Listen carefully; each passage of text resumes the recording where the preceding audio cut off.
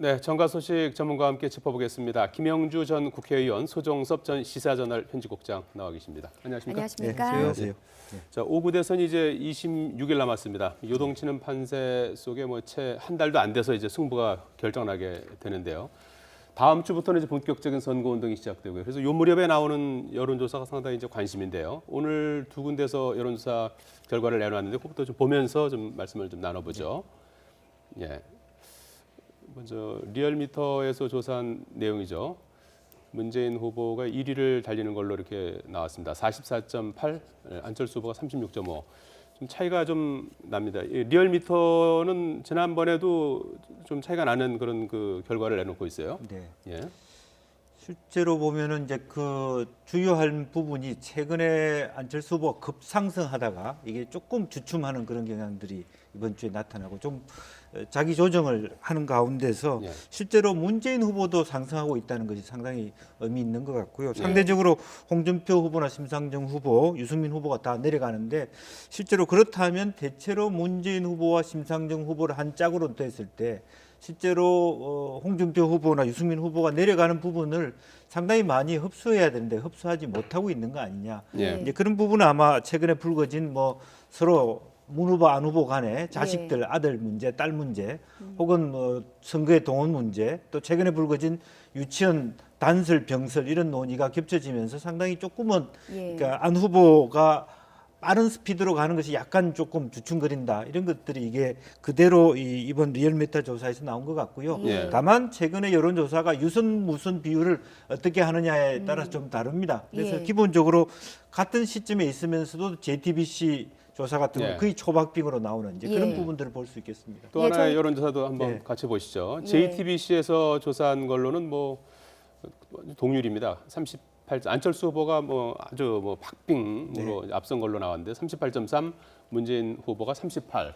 그래서 여론조사마다 이렇게 편차가 크다 보니까 상당히 좀 한편으로 혼란스럽기도 합니다. 그러니까 이게 뭐 김영주 의원님도 말씀하셨지만 요즘에 조사라는 게 어떤 방법을 쓰느냐, 또 예. 휴대전화 비율을 뭐 휴대전화와 집전화 비율을 5대5로 하느냐, 6대4로 하느냐, 아니면 어떤 것은 휴대전화를 또 100% 하느냐, 예. 이 조사 방법 이런 거에 따라서 굉장히 차이가 있기 때문에 시청자들께서 여론조사를 이해하는 방법은 그 수치 자체에 너무 집착하시지 마시고 예. 흐름이 있지 않습니까? 아, 전체적인 흐름이 지금 이렇게 바뀌고 있구나. 지금도 보면은 리얼미터 조사나 JTBC 조사나 공통적인 것은 이번 대선은 양강 구도가 이제 확실해졌다라는 예. 것입니다. 지금 홍준표 후보나 유승민 후보, 심상정 후보 등의 어떤 지지율이 좀 어떤 변화가 없는 것이거든요. 과거보다 더 상승을 한다든지 뭔가 삼강 구도로 좀 간다든지 이런 흐름이 아니고 예. 양강 구도가 더 고착화되는 쪽으로 지금 가고 있거든요. 예. 그러니까 그런 정도의 의미로 여론조사를 봐야지 그 수치가 뭐 1%, 2% 올라가고 내려가고 이런 것에 너무 의미부여를 하다 보면 예. 같이 좀 잘못 해석할 수도 있지 않나 실제로 싶습니다. 여론조사만 가지고는 이제 초박빙으로 뒤집어질 수 있는데 실제 네. 투표율의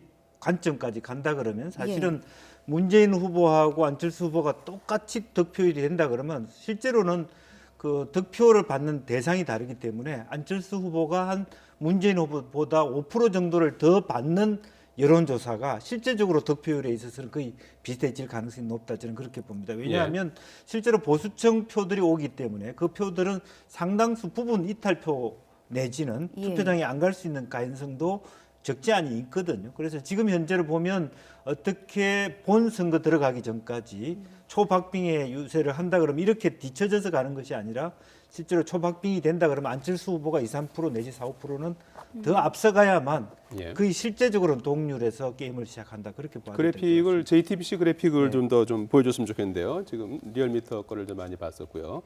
자, 그래서 그 지난주까지 이제 양강 구도가 이렇게 정리가 됐었고 일주일 사이에 좀 뭐 미미한 변화라면 어떤 걸 좀 찾아볼 수 있겠습니까? 일단 이제 안철수 후보가 조금 더 얼마나 이제 상승을 할 수 있느냐. 예. 사실 이제 그 부분이 굉장히 관건이었었는데 전체적으로 본다면 약간 그 상승세가 좀 둔화 상태로 접어들었다고 할까요? 예. 이것이 그러니까 일종의 조정기에 들어간 것이냐, 아니면 일시적인 둔화 상태냐라는 부분은 조금 더 두고 봐야 되는데 예. 어쨌거나 이 안철수 후보가 그동안에 굉장히 거의 뭐 20%, 30% 가까이 급상승했던 이러한 부분에서 분명 변화가 온 것은 분명하다.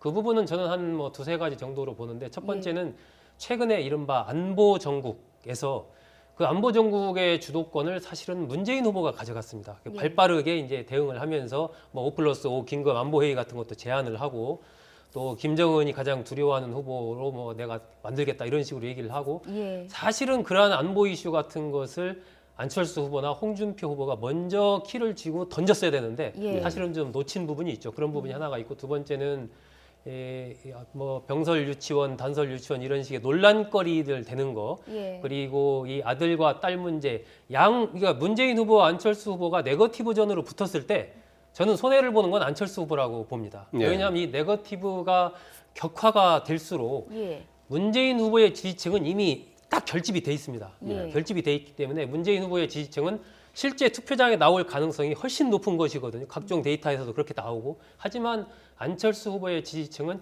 이게 갑자기 모여든 결속력이 약한 표이기 때문에 예. 네거티브전이 격화가 된다면 안철수 후보가 손해를 보면서 그 표가 조금 더 떨어져 나갈 가능성이 훨씬 높은 것이죠. 예. 그렇기 때문에 안철수 후보도 뭐 나는 네거티브를 안 하겠다라고 얘기는 하고 있지만 나타나는 형식으로 봤을 때는 그런 부분에서 최근 이 아들딸 논쟁 이런 예. 속에서 조금 안철수 후보가 마이너스 효과를 본 것 아닌가 하는 그런 분석을 예. 할 수 있을 것 같습니다. 거기다 조금 부수적입니다만은 예. 덧붙이자면 이제는 이제 후보 간의 대결 구도 플러스 이제 선대 구성이 됐습니다. 예. 그러면서 실제로 국정 안정에 있어서 개인의 어떤 안정성, 불안정성, 뭐 선호성 이런 걸 뛰어넘어서 30명 국회의원을 지닌 정당과 120명 국회의원을 지닌 정당의 어떤 안정성 이런 것까지 국민들이 조금 생각할 수 있는 좀 변화 이런 부분들이 있다라고 하는 예. 것도 어떻게 보면 문재인 후보가 안철수 후보가 엄청나게 빠른 속도로 쫓아옴에도 불구하고 같이 약진할 수 있는 배경이 되지 예. 않느냐 그렇게 보입니다. 지금 선대위 문제를 말씀하셨으니까 그 부분을 먼저 좀 질문을 드리겠습니다. 국민의당과 뭐 더불어민주당이 선대위가 각각 꾸려졌는데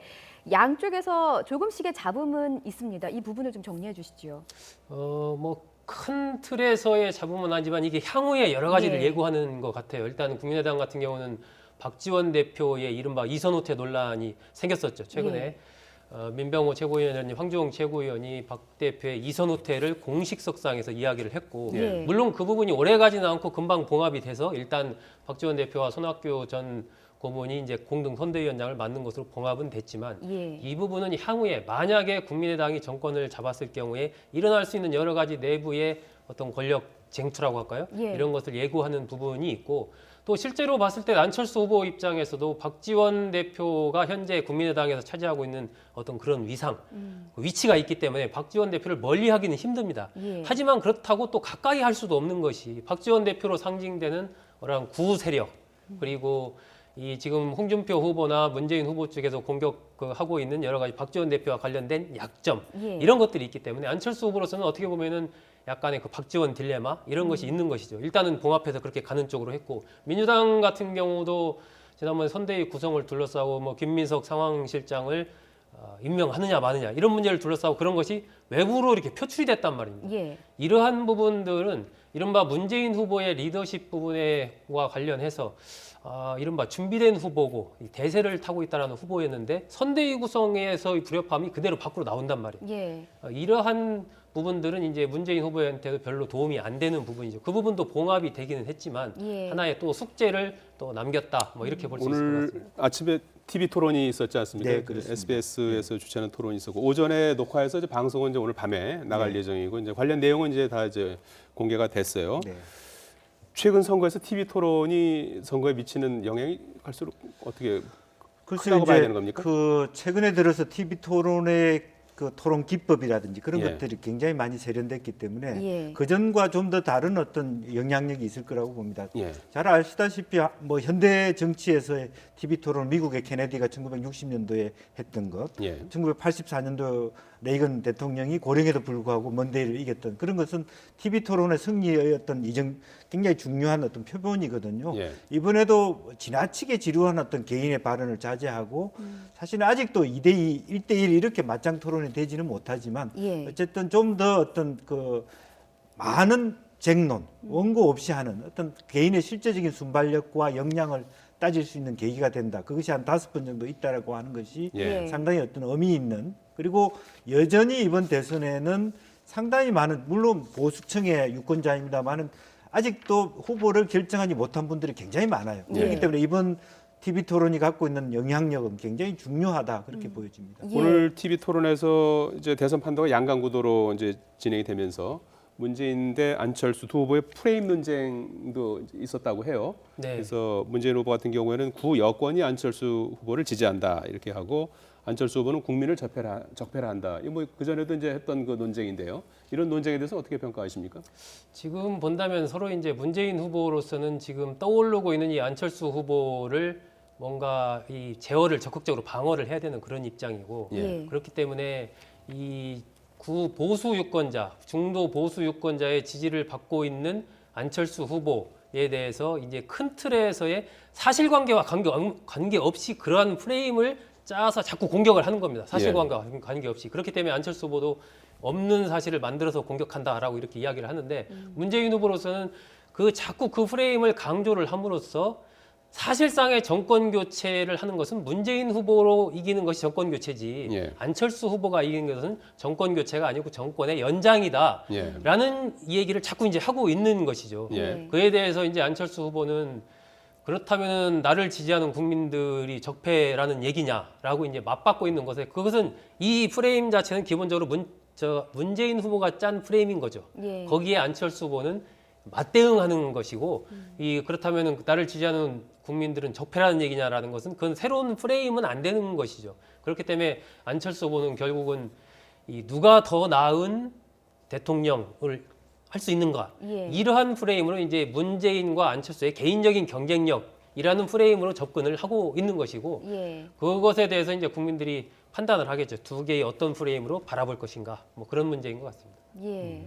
자, 안철수 후보의 발언을 놓고도 좀 공방이 이어졌던 것 같은데 특히 그 안철수 후보의 연설 중에 그 네. 유치원 원장님들이 모여 있는 그 단체에서 대형 단설 유치원 신설은 자제하겠다 이런 발언을 놓고 공격을 좀 많이 받은 것 같아요. 이런 네. 논쟁이 어떤 영향을 미치리라 보십니까? 실질적으로 보면은 상당히 이제 그 사립 유치원 원장들을 옹호하는 듯한 인상을 줌으로 사실과 예. 떠나서 그럼으로써 전체 흐름으로 보면 국공립의 어떤 부분을 더 많이 가야 된다. 예. 국민들 입장에서 아이를 가진 어머님 입장에서 그런 면에서 이것이 굉장히 한편으로는 처음에 보기에는 유연한 정책 시장을 사립도 국가가 관리해야 된다는 좋은 취지를 갖고 있음에도 불구하고 예. 큰 틀에서 공격을 받게 됨으로써 사실은 자기한테는 사실은 손해가 되었습니다.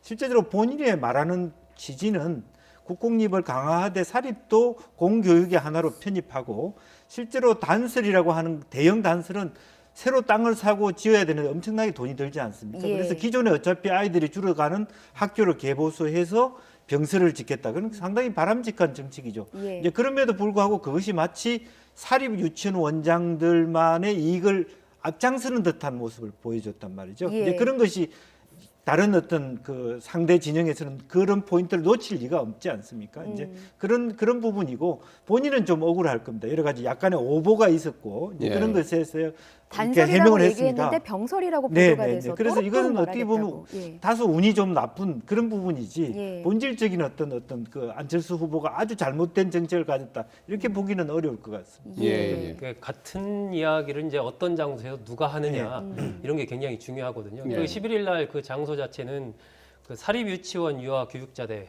참석하신 분들이 사립유치원 예. 원장님이나 선생님들이었던 거예요. 예. 그 자리에서 이제 안철수 후보가 뭐 대형 단설이건 병설이건 어찌됐건 그 부분에 대해서 자제하겠다. 이 얘기는 참석한 분들 입장에서 들을 때는 아 그렇다면 이제 사립유치원 입장에서는 좋은 거니까 그래서 예. 뭐 현장에서 일부 박수도 나오고 환호도 나왔다라는 것인데 그런 부분은 안철수 후보가 지금 이야기하는 대로 좀 병설이라는 것은 이제 초등학교 굳이 안 작은데 해. 예, 예. 그런 데를 더욱 많이 늘려서 공교육 유치원 비율을 한 40%까지 더 확대를 하겠다라는 그 본 취지가 그러함에도 왜 그런 자리에 가서 그 단설이든 병설이든 어떤 걸 자제하겠다라고 했다는 얘기는 결국 사립 유치원을 입장에서 볼 때는 좋은 거기 때문에 예. 계속 공격을 좀 받고 있는 것이죠. 예.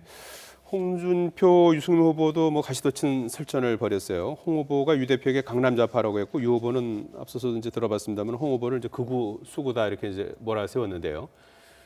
실제로 보면은 이제 유승민 후보의 최근 정책이 사실은 과연 정통 보수적인 정책의 틀 내에 있느냐 없느냐 그런 논쟁은 그 전부터 있어 왔습니다. 예. 이제 그런 것을 훨씬 더 본인의 어떤 보수 적통 경쟁 속에서 강하게 다시 한번 어떤 그 홍준표 후보로서는 얘기하는 것이고 심지어는 뭐 심상정 후보나 말하자면 유 후보나 차이가 뭐가 있느냐 이제 이렇게 굉장히 좌파 의식으로 갖고 또 예. 비현실적인 의미에서 강남 좌파다 이렇게 프레임을 거치는 것은 자기로서는 어쨌든 정통 보수의 정통성을 가져가겠다는 어떤 취지인 것 같고요. 예. 그와 반대로 이제 유승민 후보 같은 홍준표 후보에 대해서 사실은 개인의 모습보다는 그 창조 한국당이 갖고 있는 친박의 프레임을 강조하는 이제 그런 어떤 거구적인 모습들을 더 씌우려고 하는 예. 그런 의도가 있는 게 아닌가 그렇게 보여집니다. 지금으로서는 이게 서로 지금 상대를 향해서 비판할 때가 아닌 것 같아요. 아까도 네. 이제 저희가 여론조사도 봤지만 거의 네. 뭐 한 자릿수 이상을 벗어나지 못하고 있고 그렇기 때문에 홍준표 후보나 유승민 후보는 내가 앞으로 이렇게 하겠다. 보수를 이렇게 변화시키겠다. 그러한 긍정적인 메시지를 적극적으로 던져야 되고 예. 그리고 대구 경북 쪽에 자꾸 가가지고 그쪽 유권자들한테 뭔가 호소하려고 하는 듯한 이런 모습을 보이지 말고 중앙에서 수도권을 중심으로 해서 강력한 어떤 보수 개혁의 메시지를 던져가는 거 예. 이것이 그나마 어떤 합리적인 보수 계층으로부터 지지를 받을 수 있는 그러한 상황이 지금 상대를 향해서 뭐 극우, 수구, 강남 좌파 이런 얘기를 해야 더 오히려 지지율이 저는 떨어질 것 같습니다. 예, 사실 홍준표 후보나 유승민 후보의 경우는 지지율이 큰 틀에서 많이 벗어나지 못하고 있기 때문에 오히려 TV 토론을 통해서 뭔가 지지율을 좀 두 자릿수로 올려보겠다라는 의지를 좀 강하게 가졌을 것 같아요. 물론 다른 후보들도 마찬가지겠지만 그래서 첫 TV 토론을 보실 시청자 여러분께 어떤 부분을 관전 포인트로 봐야 되는지 좀 짚어주시면 좋겠네요. 지금 본다면 구도상으로 봤을 때 제가 예. 보기에는요. 이 문재인 후보와 홍준표 후보는 지금 정치 구도상으로 봤을 때 약간 정치적인 이해관계를 같이 합니다. 예. 네. 그러니까 홍준표 후보가 적극적으로 문재인 후보와 이 맞짱을 뜨는 모습을 보이면서 홍준표 후보의 어떤 지지율이 올라갈수록 예. 문재인 후보로서는 당선 가능성이 더 높아지는 것이거든요. 예. 그러니까 앞으로 아마 이제 TV 토론이 5번 남았지 않습니까? 5번 남은 그 TV 토론을 하면서 예. 과연 그 자유 토론 같은 거에서 문재인 후보나 홍준표 후보가 어떤 식의 모습을 보이느냐 뭐 이런 부분들이 이제 구도와 관련해서 중요한 부분이 하나 될 수 있을 것 같고요. 예. 그리고 이제 유승민 후보나 홍준표 후보 보수 후보라는 관점에서 봤을 때는 과연 누가 더 보수의 향후 개혁, 새로운 보수의 탄생, 건설 이런 측면에서 과연 바람직한가 이런 부분에 대해 누가 더 강력한 그런 메시지를 던질 수 있는가, 예. 능력이 있는가 이런 부분이 하나의 또 관전 포인트가 될 것 같습니다. 앞으로 전체적으로 이제 5번의 TV 토론을 하게 되는데요. 네. 누가 좀 유리해 보입니까? 객관적으로 보실 때요. 글쎄요, 뭐 그거는 뭐 후보들이 다 각기 유승민 후보는 자기가 개인적으로는 제일 유리하다. 오늘 그렇게 끝난 생각할 수도 뒤에는 뭐 있고. 서로 자기가 제일 잘했다라고 했다고 또 안철수 후보도 나름대로 자기 분야에서 어떤 예. 그 사회경제적 중심의 문제점 그리고 문재인 후보는 이미 한번 그 전에 대선 후보를 했기 때문에 예. 각각 또 자신감을 다 가질 것 같습니다. 다만 이제 문제는 이제 실제적으로 상대를 누구를 타겟으로 해서 질문하느냐. 현재 지금 보수 후보 두 분이 굉장히 갈 길이 멉니다. 문재인 후보를 상대하기는 너무 안철수 후보 포션이 커져 있기 때문에 예. 어떻게 보면 안철수 후보가 굉장히 곤욕스러운 토론을 할 가능성도 없지 않아 있다 그렇게 보여집니다. 예, 수국장님 어떻게 보세요? 지난번에 그 18대 대선 결과를 정당화해 해서 분석한 보고서가 있습니다. 네. 거기 본다면은 이제 그 당시 박근혜 후보를 지지했던 사람 중에서 5.6% 정도가 지지 후보를 바꿨고 문재인 후보를 지지했던 사람 중에서 한 9.6%가 바뀐 걸로 나오거든요. 그렇다면은 평균적으로 봤을 때 한 뭐 7, 8% 정도의 유권자가 TV 토론을 보면서 예. 좀 마음을 바꿀 수가 있다라고 보여지는데 지금 봐서는 이번 TV 토론에서 큰 우열이 가려질 수 있을까 싶어요. 저는 문재인 후보는 뭐 그동안에 지난 대선에서 출마를 하면서 재수를 한 상태에서 많은 토론회를 했지 않습니까? 이미 예. 그렇게 다져진 부분이 있는 것이고 안철수 후보는 뭐 여러 가지 청춘 콘서트 등등등 해서 그런 또 말을 잘 하는 후보이고 홍준표 후보도 마찬가지고 유승민 후보는 지난번에 이미 남경필 후보와 예선전을 한번 스탠딩 토론을 했었고 예. 심상정 후보도 마찬가지. 그렇기 때문에 글쎄요, 저는 이번 TV 토론을 통해서 어떤 후보 간의 우열이 확 드러날 수 있을까? 예, 그런 부분보다는 오히려 어떤 후보들이 주는 이미지가 어떻게 될 것인가 그것이 저는 상당히 관심입니다. 정책적인 부분에서는 큰 차별화를 보이기가 어려울 것 같고 예. 어떤 자신감 있는 리더로서의 모습 네. 그런 부분들을 누가 잘 보여줄 수 있는가 이런 게 좀 하나의 포인트가 될 것 같습니다. 예. 끝으로 뭐 이거 짤막하게 이거 하나만 좀 여쭤보겠습니다. 어제 30곳에서 재보선이 있었지 않습니까? 네. 전체적으로 뭐 대선을 앞두고 민심의 향방을 좀 가늠해 볼 수 있는 재보선이 아니냐 이런 얘기가 있었는데요. 어떻게 보셨습니까? 어쨌든 정당들이 자유한국당은 어쨌든 그 김재원 의원이 당선됨으로써 예. 대구 경북 지역에서의 말하자면 자기 정당성을 확보했다는 거고요. 또 수도권에서 나란히 어떤 단체장에서 민주당이나 자유한국당이나 또 무소속이 이렇게 함으로써 제일 문제는 이제 바른정당이 갈 곳이 없다. 예. 그래서 부산 경남이 또 민주당을 압도적으로 밀어줬거든요. 물론 압도적이란 말은 좀 어폐가 있습니다만은 그런 특색들이 다 있어 왔기 때문에 나름대로 자유한국당, 민주당이 선전한 데 비해서 예. 국민의당이나 이렇게 선전한 데 비해서 그 바른정당이 어렵게 됐다. 관건은 또 호남에서 사실은 그 국민의당이 선전한 건 사실이거든요. 예. 근데 이 부분이 호남 민심의 향배를 어떻게 바로미터가 될 수 있느냐 하는 것이 앞으로 향후 일주일 사이에 어떤 보여지는 그런 방향인 것 같습니다. 저는 큰 틀에서 이번 재보궐선거는 결국 뭐 투표율이라든지 여러 가지 상황을 봤을 때 조직력이 강한 쪽에서 이긴 것 그 이상의 큰 의미를 부여하기는 어렵다라고 예. 생각을 합니다. 김재원 의원이 당선된 것도 결국은 이제 자유한국당의 과거 뿌리가 예. 있는 것이고 김재원 의원이 또 그쪽에서 여러 가지 국회의원을 했던 그런 전력이 있고 조직력이 있는 거죠. 그런 상황에서 이제 당선이 된 것이고 부산 경남 쪽 같은 경우는 민주당이 11곳 중에서 광역 기초 중에 5곳에서 승리를 했거든요. 예. 이것도 결국은 이제 민주당의 조직력이 그쪽에 있기 때문에 승리를 한 것이고 예. 호남 쪽에서 국민의당이 5곳 중에 3곳에서 승리한 것도 역시 지금 국민의당의 대다수가 호남 의원들 아닙니까? 그러한 조직력을 보여주는 그러한 정도의 의미가 있는 것이지 이것이 뭐 5월 9일 대선의 전초전이라든지 어떤 큰 의미를 부여해서 보기는 좀 어렵지 않나 저는 예, 그렇게 생각합니다. 알겠습니다. 예. 소종섭 전 시사저널 편집국장, 김형주 전 국회의원이었습니다. 두 분 고맙습니다. 고맙습니다.